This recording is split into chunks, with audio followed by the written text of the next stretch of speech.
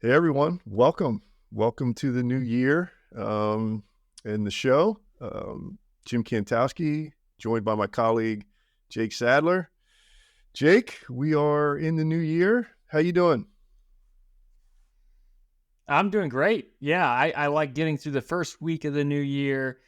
And that's always, it just seems daunting in your mind. You got, kind of starting all over again. You got the whole year ahead of you. And so I like getting through the first week or two of the new year and then kind of settle in. So we're there now. I feel good. That's yeah. Starting out the new year is it's good. And speaking of that, a lot of people take this new year very seriously, and a lot of people set New Year's resolutions, and a lot of those resolutions focus around financial habits or things people want to accomplish. So to put you on the spot here, I was going to ask if you are a big fan of New Year's resolutions, or do you have any big New Year's resolutions you want to share? I, I've kind of gone back and forth over the years on the New Year's resolutions. For me, I'm not too much of a New Year's resolution, type of person. But I always do try at this time of year to think about, just reflect on the past year and think about the year ahead. And, something that is kind of, for me at least, emerged a little bit more is I've been focusing a lot more on habits rather than Yeah. goals per se. So, goal as kind of a defined endpoint versus a habit, which is, kind of an ongoing way of doing things. And I think, I pulled up the definition for resolution. Resolution is a firm decision to do or not to do something. And I think it kind of, sits on the fence somewhere between a goal and a habit. But yeah, in that way, I'm definitely a fan of resolutions. And for me, trying to change habits. And I think things that are important to me in the new year is really just focusing, being more intentional about my time. So that's been a big one for me, trying to make kind of every minute of the day count towards something. Not that I have to be hyper productive in every minute, but just, here's an hour of my time where I can really focus, or here's an hour of my time where I can just kind of unwind. So being more deliberate about time as a habit, that's on my list for the year. What about you? What Yeah, you got? no, I love it. I'm sort of the same way. I'm constantly I'm a grinder, so I'm constantly setting up, new things I want to focus on and do. But I love what you pointed out about the habits. Like, I think if you can create really good habits, you will be in a much better place to reach your financial or whatever resolutions and goals that you set. I mean, a lot of times these resolutions are pretty big, and in order to get somewhere, you got to have pretty good habits, and that's really what you're Yeah. changing. And matter of fact, I have it taking it out of the bag, but I just bought the book for the holidays. I was going to give it to one of my kids, Atomic Habits. So Oh, nice, that's on my nice. list to Yeah. read for the upcoming year. So I don't know if you've read that one or not. I have not read Atomic Habits, but it is also on my list as well. James Clear is Yes, the author, I think. yes. It's gotten a lot of really good feedback, and yeah, no, it's on my list. I may do Audible or something for it, but just be more intentional about my time. But yeah, no, that's on my list. It's a good one. So it's habits really interesting because, like, honestly, it's kind of what gets you there to a goal. Like, point A, point B is the goal. What happens in between? You got a lot to do, and you got to track your progress. You got to set these habits, to be consistent over time, and for a lot of things. So yeah, I think I like that way of thinking. Yeah, and I go down a rabbit hole, and I've read some books on like happiness and that sort of thing. And sometimes actually, with setting the goals and reaching the goals, there leaves some emptiness once you sort of get there. And a lot of sort of the reward is that actual journey that you go through on the way to the goal. So it's like the Super Bowl. It's or the team that wins. I imagine their year that they're playing all the games, they're having all these successes, they're having all these failures, and And so the Super Bowl is sort of the end of all that. And sometimes Yeah. people can be left when something is over, not feeling so great. So this is really interesting because like it's the cliche, which I think so many people have heard. It's about the journey, not the destination. But there's so much truth to that. I mean, it's why it's a cliche. I mean, if you think about, I mean, just say your target, say you're starting at nothing. You want to save $1 million and you're starting at zero. To go from zero to $1 million, that's a huge, you got a huge, gap to go from point A to point B. And so, if you set out and after the first year, you'd save 10,000, you really don't feel like you've made a whole lot of progress towards that goal. And it can be really easy to get disheartened and give up on what you wanted to achieve.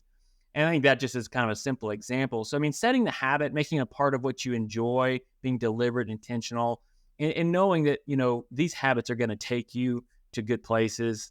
I think that's, it's an age old message, but it's a good one and it's effective. Yeah, that's the old gym New Year's resolution where you go to the gym, everybody's in there, it's packed on January 1st, 2nd, and 3rd, and then, it levels off. And the same people that were in there last year are the ones that continue. And that's because it's part of their habit that they're going to the gym. And it's like weight loss. You don't see that the next day. I mean, that's a long process, and you got to change your eating habits. You got to change your exercise habits, your workout habits. And so all that takes time. So speaking of habits and New Year's resolutions, what are some of the things that you would focus on, or that you see some of your clients focusing on, that they look to change in the new year? They reflect back on the prior year, and then they're sitting there in a meeting or whatever. They're reviewing their situation and things they want to focus on going throughout the new year.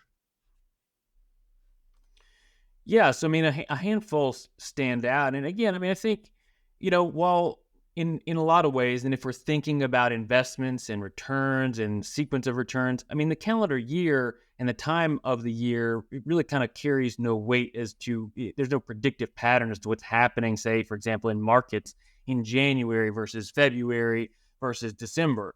So we're not really kind of focused on it in that regard. But I do agree, that the beginning of the year is a good opportunity.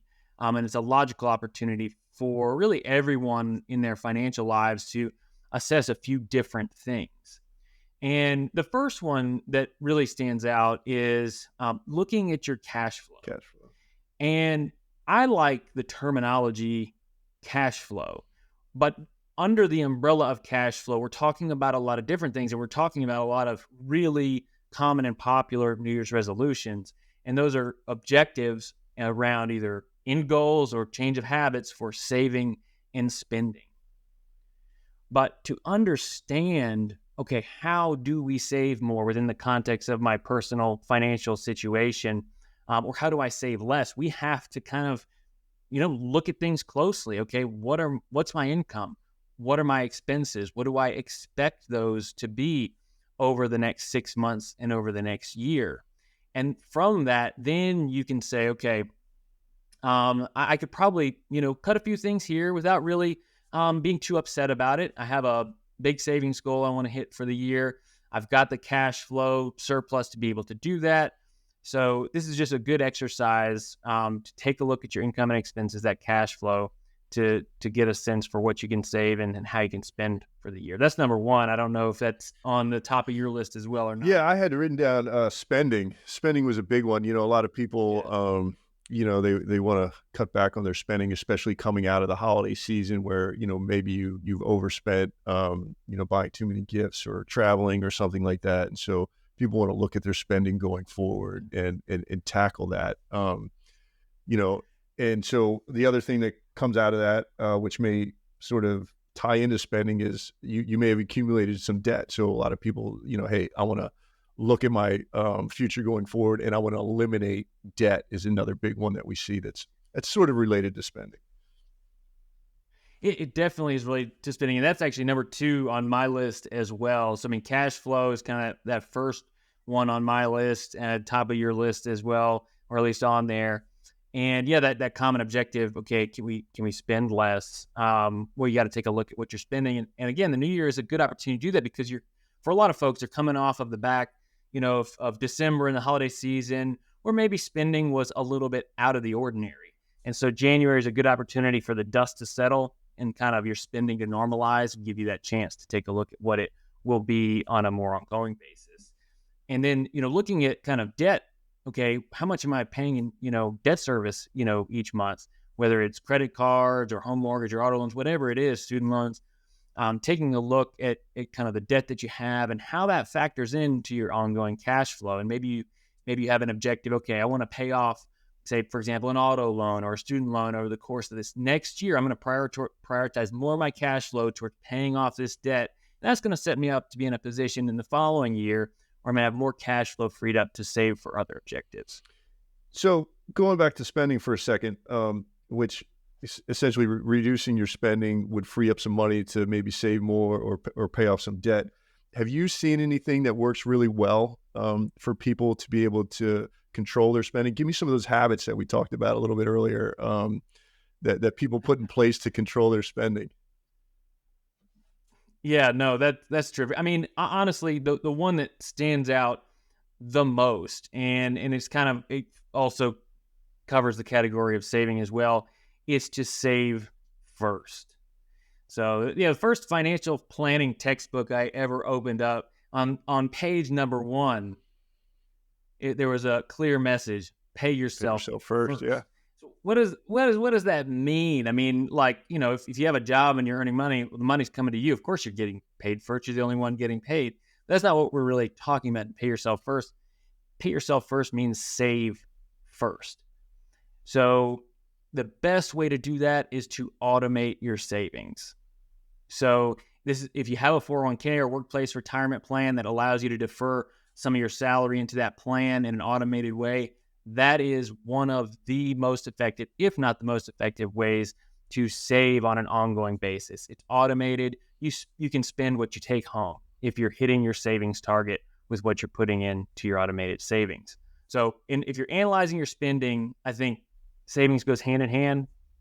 Pay yourself first would be what stands out in my mind. Yeah, I like that, because if you're good at only spending what's in your checking account, and it never shows up in your checking account, which a lot of people like to do because it's going somewhere else, then you just don't spend it. And you wake up one day and you have this pot of money in a 401k that you really didn't expect to have. You just paid yourself first. I mean, a couple things could get in the way there. Number one is, I think it would be important to figure out, like, you're paying yourself first, like, what's that for? You probably need to prioritize in thinking about your, New Year's and what to plan for, like, where to save. If you got a big purchase coming up, maybe you don't want to put everything in your 401k, but if you're really focused on retirement, putting everything in the 401k might be the right answer. So I think taking a step back and saying, hey, what are you trying to achieve with this money is a good way to, if you're focusing on that saving number. 100%. I agree with that. That's just as an example, a good one where it's easy to automate your savings, but it is, I think, another good opportunity to say, okay, what am I saving for this year? And if there's any other objectives or any other account types you want to save towards, if you can automate that in any way, either through payroll or through, having a number of different accounts that your, paycheck is going into, automate things where you can. That's very helpful for a lot of different savings objectives. Yeah. So some people like to put money in a way of certain accounts. They like to break it out to be able to see it. I've seen that. Some people love, and this is not me, keeping a really detailed budget on an annual basis. So, they track all their expenses. And so I do think that's probably a really, really good way to go, because you have an understanding of where all your money is going. It's just very labor intensive to do that. Yeah, no, it's totally labor intensive. And this is really interesting. I'm glad you brought it up, because tracking your cash flow, so tracking your expenses and but mostly your expenses, is really important. And there is no one size fits all solution for how to best track your expenses. Everybody has a different way that they prefer. I like to use spreadsheets, and I use Quicken. Other people use tools like mint.com or you need a budget, YNAB. And I just met with a client here this morning, in fact, who really gets into the weeds using a free program, but it also has a paid version called You Need a Budget, YNAB. It's an online tool, and it's a really powerful and effective tool at being able to track your expenses and set a budget and so forth, and help you towards some of those goals that you have. Yeah, I've looked at YNAB. Spending. I had a client, a younger client that sort of needed some help at one point in time, and they implemented YNAB, and they changed their financial picture drastically over a couple of years. When they first came to me, there was some debt involved. They were overspending, and they committed as a couple to using this YNAB software. We're not selling software by any means, but this just happens to be a specific example. And it was amazing what they did with their financial situation. Turned it out around 100%. And what they did, which I thought was pretty cool, they made it sort of a game, or they made it fun. It turned into me like, hey, how much can we save on this? How much can we save on that? And it made it a better experience instead of looking at it in a painful way. I tell you, there's so much to that where, again, if you just kind of get into the habit of doing it at first, if you're spending, if you feel like it's been out of control, you really don't want to look at those numbers. You don't want to see how big the numbers are. You kind of have a feeling for where they are. You don't really want to see what you've been spending money on. Take that first step towards just looking those numbers in the eye. Get them into a system that works for you. Get them on paper. Then you know the score. You know what you've been doing, and then you can set and make adjustments as needed and as you want to. But the key in all this is that it's an empowering exercise. Yeah. It gives you that sense of control that then allows you to kind of gamify it and turn it into something that is enjoyable. Yeah. Not for the rest of my family, because I do look at my expenses and my accounts every day just out of a habit. And, so I'm usually pinging somebody with a text like, hey, did you spend X here or Y here? And, people run and hide from me. But all right. So we be spending down quite a bit, and there's different ways people can look at the spending. They can track their budget. They can, you can pay yourself first. I'm sort of on that side where if I have a certain amount of money in my account, that's what I spend. And, and that's the theory of paying yourself first. And that leads to, if you can control your spending, to be able to reach some of these other goals, like we touched on, like savings. If you want to save for something, you certainly have to control your spending, or, paying off debt is a big one that we can touch on briefly here. So I know there's a couple different ways to, go about paying off your debt. Some people like to start with like the highest interest rate, knock that out first, because that's going to save you as much. Some people, I think there's another way of looking at it. Some people like to pay off the lowest balance first, so they can feel accomplished. Snowball effect. Yeah. So do you have a preference? Do you like anything or see anything that works?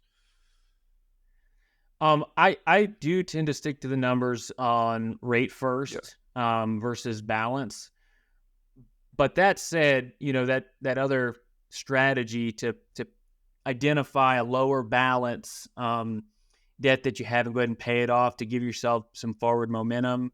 I kind of like that strategy within limits. Like, you don't want to necessarily, just concentrate too much on that lower interest rate debt, especially if some of your higher interest rate debt is credit card debt or variable rate debt, which may have gone up considerably over the, say, for example, past year, where we've seen rates rise pretty sharply. So I think you don't want to go low balance at the expense of, ended up paying more in interest in a significant way. So I tend to kind of favor rates first. Yeah, me too. And we were I guess we were lucky for a period of years where we could accumulate some debt. Our houses would go up. We had really low mortgage rates that we could use, or home equity lines, and that's sort of gone away. And so it's a little bit more painful to refinance a house and consolidate debt, because you might have, in 2020, when we were going through the pandemic, the crisis, a lot of people were refinancing to 2.5%, 3%, and now to refinance and consolidate, that would be painful because you'd have to take your whole mortgage and change the rate on a really big balance, which can be very costly. So I think it's something to pay attention to in this high interest rate environment. Yeah, no, it really is. And I think this is a good kind of case in point example if we're talking about New Year's resolutions and paying off debt, tackling some variable rate debt that you may have in the picture because, it could rise pretty sharply on you. So that's another, strategy or kind of element to the strategy to pay off debt that you can incorporate. All right. So you said you had three. What was the third one on your list? Well, number three, I mean, we can't help but talk about investments, Yep. and so the beginning of the year is a fantastic opportunity to just sit down and assess. Okay, where's the portfolio? How did it do for the past year? Okay, and what do we need to be doing in the portfolio as we start off this new year? And for a lot of folks, that could mean rebalancing. So if you have a set allocation or mix of investments that you like to hold over a long period of time. This is a good opportunity to see, okay, what happened over the course of the last year? Okay.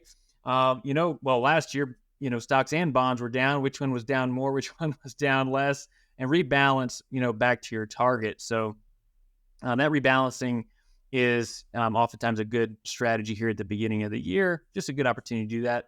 But I do also like the beginning of the year as kind of that opportunity for reflection on the portfolio. Again, look back what happened over the past year and just take a deep breath, okay, and say what are the possibilities, what are the range of outcomes that I could potentially expect from my portfolio over the coming year.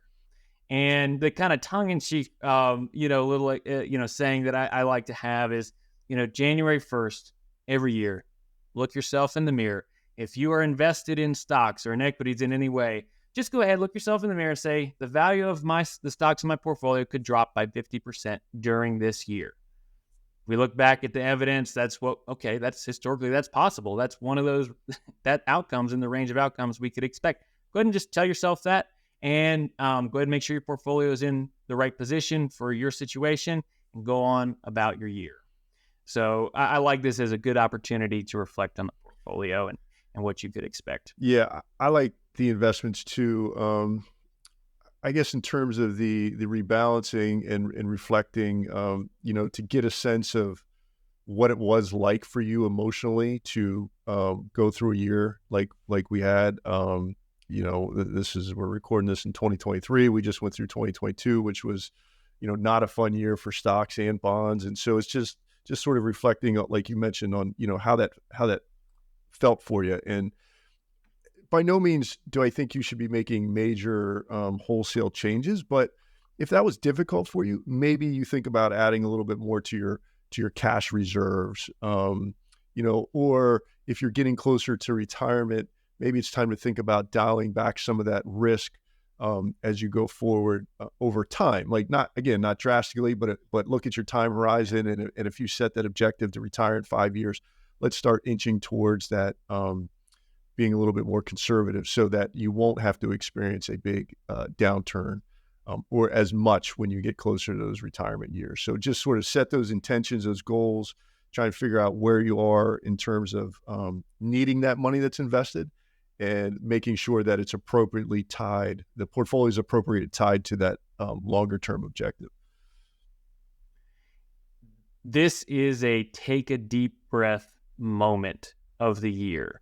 When it comes to the portfolio, I'd say more than any other time of year, this is when the headlines are going to bite, where there are endless predictions at the end of a year as to what's going to happen next. And there are always predictions for the year ahead that spell a lot of doom and gloom. And we're, as human beings, we have bias in our decision making and our thinking. There's a really interesting Wall Street Journal article that came out, kind of did it over the course of a couple of years. And actually at the beginning of, at the end of 2021, the kind of first part of the article came out and it surveyed a number of people and it kind of said, okay, What are your thoughts and feelings about the year ahead? And we're coming off, in terms of U.S. markets, a really strong year. And there was a lot of optimism from the respondents in this survey.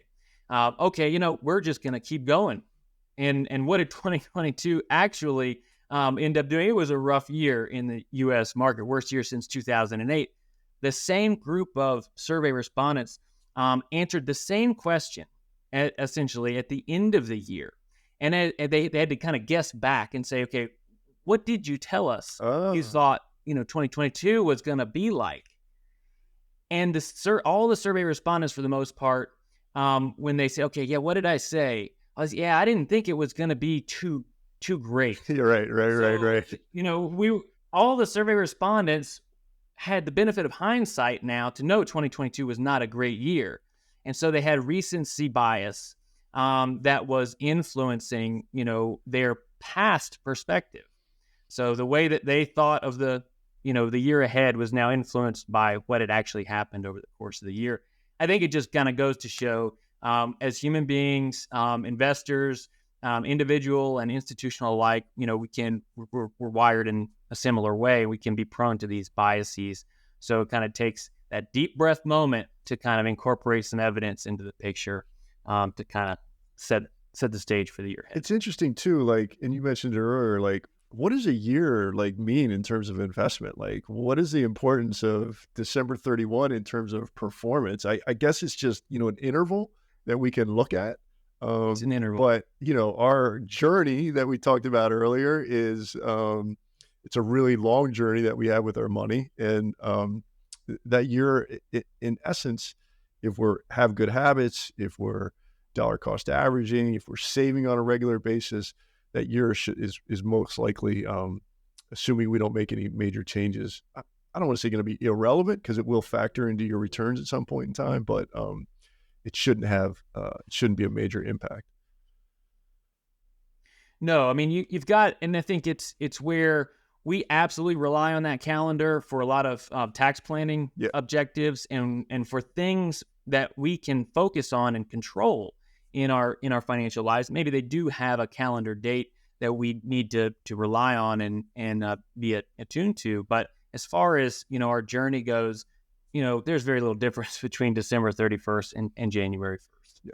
All right. So we're coming up on a half hour here, and so we talked about some of the things that people look at, spending, which is we've beat to death. We looked at cash flows, debts. Investments. It's always good to look at. What are some of the other things, and we don't have to go into a lot of detail, that you hear about people planning for? Do you have any?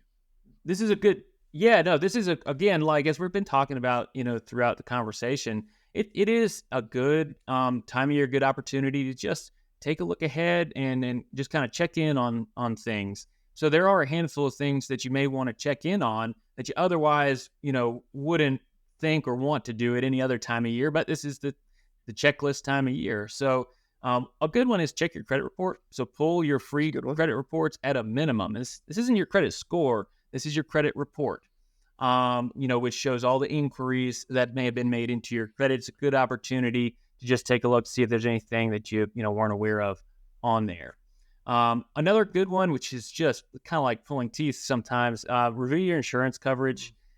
It's even if you do it every year, you kind of tend to forget what you have in terms of even some what you may consider relatively kind of straightforward things like your auto coverage or your homeowner's coverage, things like that. But just do a comprehensive review of your insurance coverages. That's a good one.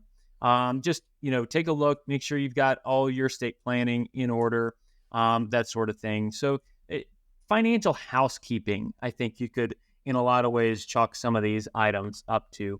But those are some good ones that come to mind. Yeah, financial housekeeping, in addition to what we talked about. Yeah, is really good. I like that idea of pulling a credit report and just seeing where you are, just sort of using it as an opportunity, a habit to check in with your financial situation each year to make sure you're on track.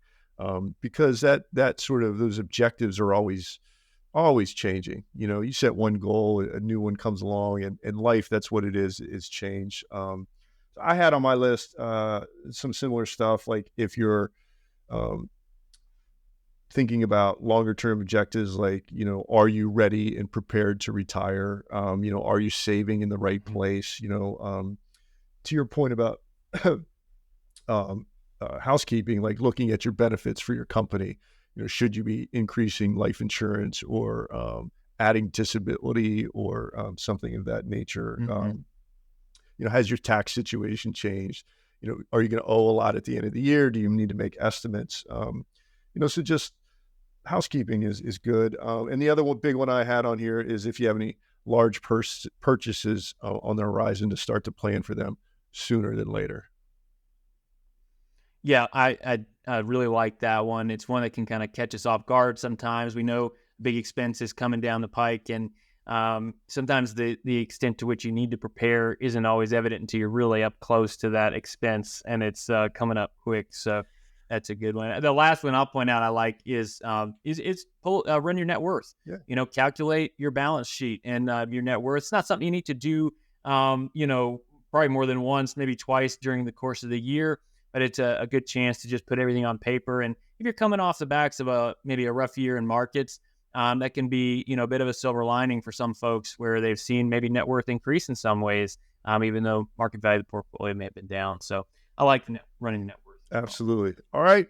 Well, looking forward to a great 2023. Thank you for your insight as always. And for those listeners out there that make it to the end, if you have any feedback or you want to share any topics with us, feel free to give us a shout. So, Jake, enjoy the rest of your day. Everybody out there, thank you for joining. We'll see you soon. Likewise. Happy New Year. Happy New Year.